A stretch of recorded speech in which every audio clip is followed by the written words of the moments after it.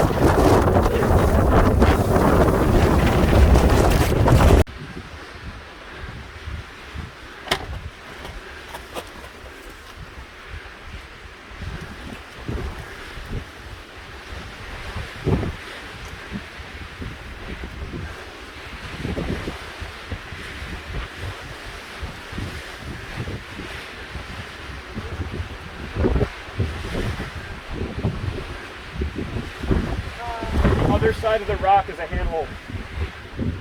No, just your right hand on the far end. There you go.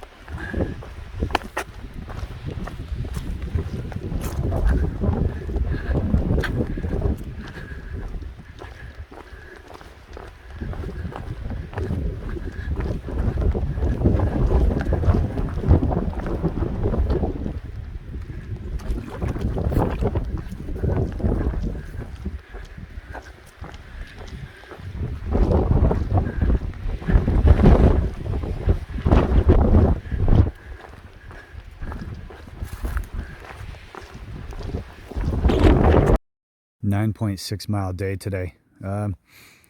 So we ended up stopping at Full Goose shelter, and we're kind of just on top of the Mahoosic Notch. So this is the Mahoosic Notch. This is what we're planning on doing today, and possibly staying at this tent site or Spec Pond shelter.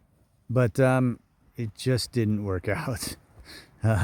The terrain was so rough. They say southern Maine is tough, and it's no joke. So we started off at Gentian Pond shelter this morning.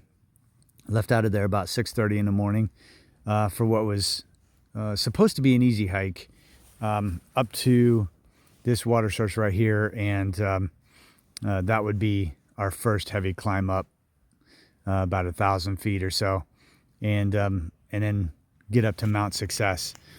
Right in this area, kind of where you see the end of National Scenic Trail, that's where a trail goes off to the right, and that's where the plane crash was. And I tried to fly the drone around the wreckage, but winds were 40 to 50 miles an hour, and Cyclops just was not having it. I started getting kind of scared I was going to lose the drone, so I just brought it down. So I really didn't get very good footage from the air of the plane crash, but I got some walking around and stuff like that, and you guys got to see a little bit of it. So then we went over Mount Success. Really disappointed about the winds again, because it was such a clear, sunny day, but very cold. So at one point, we stopped on Mount Success to have lunch, or an early lunch, and afterwards, I mean, we were shivering so hard, looked like we were dancing or something.